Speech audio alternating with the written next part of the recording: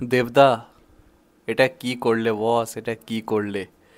Hello friends, welcome to the new episode of my channel I Prince. তো আমি কদিন আগে একটা ভিডিও করি যেখানে আমি বলি যে খাদান একটা বিরাট বড় কাণ্ড ঘটিয়েছে, যে একটা সিনেমা বাংলাতে কোনো রকম কোনো হিন্দি ভাষায় রিলিজ হচ্ছে না, প্যান ইন্ডিয়া রিলিজ হচ্ছে না, শুধুমাত্র বাংলার মধ্যেই সীমাবদ্ধ। বাংলা ইন্ডাস্ট্রির মধ্যে সেটাকে নিয়ে কথাবার্তা হচ্ছে, আলোচনা চলছে। তা সত্ত্বেও সিনেমাটা মোস্ট অ্যান্টিসিপেটেড মুভিজ মধ্যে আইএমডিবি, যেটা গোটা ভারত জুড়ে যেটা নিয়ে চর্চা হয়, মানুষজন যেখানে গিয়ে সিনেমা নিয়ে আলোচনা করে, সেই আইএমডিবি, এটা তো একটা অফিসিয়াল সাইট, এটা তো কোনো ভুলভাল কিছু নয়। তো সেখানে দাঁড়িয়ে দেখতে গেলে এখনও পর্যন্ত সিনেমাটা কালকে অবধি 7 বা 8 নম্বরে ছিল।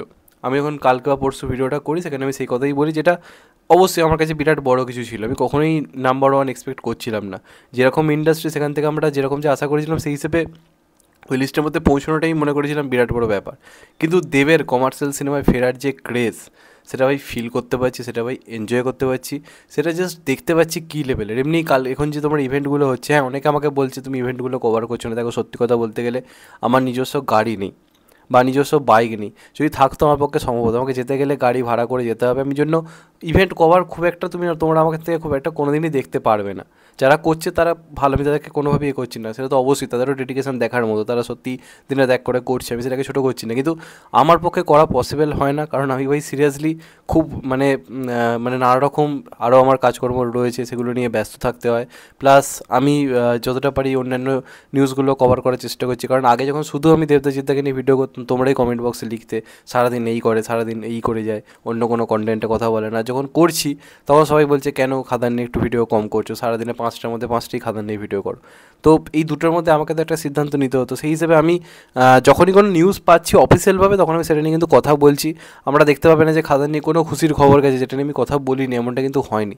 প্রত্যেকটা ব্যাপার নিয়ে কথা বলেছি, কিন্তু কোনো রকম কোনো এমন ভিডিও যেটা মানে কী বলবো, সব কিছুর বাইরে গিয়ে করা, সেইরকম ভিডিও আমি কিন্তু খুব একটা করিনি। যে কারণে হয়তো আমার চ্যানেলে একটু আধটু হয়তো সারাদিনে অন্যান্য ভিডিও থাকছে, এবং আমার তো মনে হয় সব রকম কন্টেন্ট নিয়ে কথা বলা উচিত, যে কারণে বলছি। আর এখন এই ভিডিওতে আমি যেটা নিয়ে কথা বলবো, সেটা সত্যি খুব আনন্দের, যে কারণে ভিডিও করতে বাধ্য হলাম। এই থিঙ্ক তোমরাও খুবই এক্সাইটেড হবে। তো কালকে অবধি বা পরশু অবধি টপ মানে অ্যান্টিসিপেটেড মুভির লিস্টে নাম্বার 7-এ ছিল।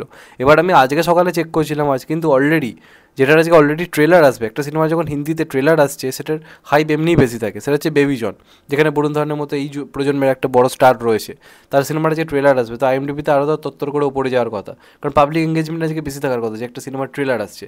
সেই দিনে দাঁড়িয়ে খাদান একটা বাংলা সিনেমা হয়ে নাম্বার 3 স্পটে ছিল, সেখান থেকে এখন বিশ্বাস করবে কিনা জানি না, নাম্বার 1 স্পটে খাদান অলরেডি অবস্থান করছে, সমস্ত সিনেমাকে পেছনে ফেলে। এবং সেই লিস্টে গেম চেঞ্জারের মতো সিনেমা রয়েছে, সেখানে রয়েছে বেবি জন, সেখানে রয়েছে আরও বড় বড় কিছু কাজ, সেই সমস্ত কিছুকে পিছনে ফেলে এই মুহূর্তে মোস্ট অ্যান্টিসিপেটেড ইন্ডিয়ান মুভির লিস্টে খাদান নাম্বার 1 স্পটে অবস্থান করছে, এবং 14.7% রেশিওতে সমস্ত সিনেমাকে পেছনে ফেলে, যেখানে বেবি জনের 12.7 মাত্র, গেম চেঞ্জারের মতো সিনেমা 14.3, তার আগে চলে এসছে খাদান। জাস্ট ভেবে দেখো কাকে বলে ক্রেজ। এবং এটা কিন্তু পুরোপুরি দেবের ক্রেডিট, কারণ সিনেমায় না আছে বিরাট নাম করা পরিচালক, না আছে বিরাট নাম করা মিউজিক ডাইরেক্টর, না আছে বিরাট নাম করা হিরোইন, শুধু দেবের স্টারডমের উপর ভিত্তি করে আজকে এই অ্যাচিভমেন্টটা হলো, যেটা কিন্তু সত্যি কথা বলতে গেলে কিন্তু বিরাট বড় অ্যাচিভমেন্ট। কারণ সিনেমাটা শুধুমাত্র বাংলায় রিলিজ করছে, এবং শুধুমাত্র বাংলার দর্শকরা এটা নিয়ে আলোচনা করছে, বাইরের মানুষরা কটা এটা নিয়ে আলোচনা করছে। সেখান থেকে দাঁড়িয়ে গোটা বাংলা জুড়ে একটা বাংলা সিনেমার ক্রেজ তৈরি হলে কোথায় পৌঁছতে পারে, বাঙালিদের সংখ্যা কতটা, বাঙালিদের পাওয়ার কতটা, এটা কিন্তু সোশ্যাল মিডিয়াতে আমরা দেখতে পাচ্ছি। এবার এটাই যদি সিনেমা হলে কনভার্ট হয়, যেটা আমরা পাবলিকের ক্রেজ দেখতে পাচ্ছি বিভিন্ন ইভেন্টে, প্রচুর লোক আসছে দেবদাকে একবার ধরার জন্য, আলটিমেটলি দেবদাকে তারা সবচেয়ে বড় গিফট কিন্তু দিতে পারবে, তারা যদি প্রত্যেকে সিনেমাটা টিকিট কেটে দেখতে যায়।